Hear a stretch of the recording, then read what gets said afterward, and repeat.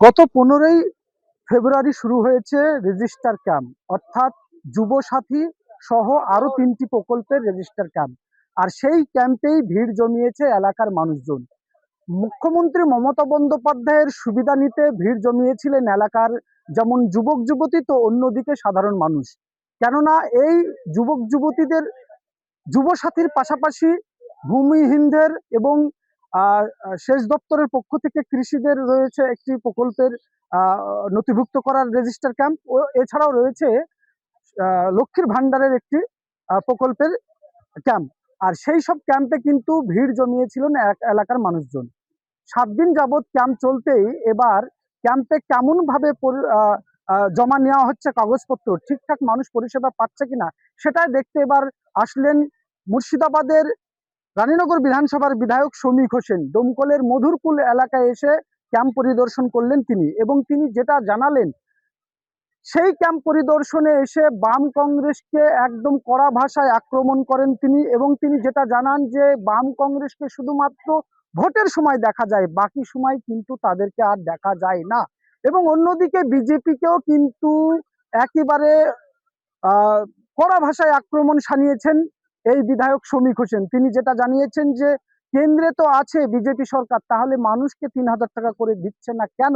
আর 1,500 টাকা যখন মমতা বন্দ্যোপাধ্যায় দিচ্ছে, তখন নানান কথা শোনাচ্ছে বিজেপির নেতারা। আর এই প্রসঙ্গে কি বলছেন বিধায়ক শমীক হোসেন, শুনে নেব তার বক্তব্য। দেখুন, এটা অত্যন্ত একটা ভালো প্রকল্প হয়েছে এবং আজকে মাধ্যমিক পাস করার পরে 1500 টাকা করে এটা ধরুন চলাফেরার ক্ষেত্রে অনেকটা উপকার হবে।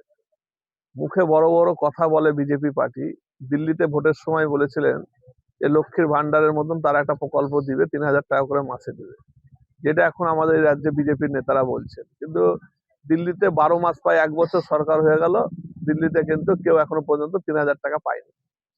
শুধু গল্প দিয়া। আর সিপিএম কংগ্রেসের কিছু লোক আছে, তারা মুখে বড় বড় কথা বলছেন আর বাড়িতে ল্যাপটপ খুলে তারা ফর্ম ফিল আপ করছে, তার আগে ফর্ম ফিল আপ করছে। এবং দেখুন যে সিপিএম এর এবং কংগ্রেসের যারা যুব নেতৃত্ব আছে, তারা কিন্তু আজকে সিপিএম থেকে সব মুখ ফিরিয়ে নিচ্ছে। কারণ সিপিএম পার্টি, তাদের কাজ হচ্ছে সবসময় মিথ্যা কথা বলা, মানুষকে অপপ্রচার করা এবং উন্নয়নের বিরোধিতা করা।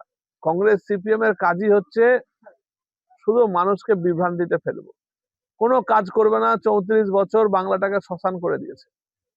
আর এখন যখন মানুষকে পাচ্ছে, আজকে 1500 টাকা করে পাচ্ছে। আজকে মোহাম্মদ সেলিম এখানে লোকসভায় ভোটে দাঁড়িয়েছিল, ভোটে হেরে গেছে, তারপর আর ওকে দেখতে পাওয়া যায় না। অধীর বাবু ভোট এলেই এলাকায় এলাকায় মিটিং করে বেড়ায়, এখানে এসে 10টা কম্বল দেয় না তো অধীর বাবু। মোহাম্মদ সেলিম তো 10টা কম্বল দেয় না, কিছু দিবে না, আর মুখে বড় বড় কথা বলে।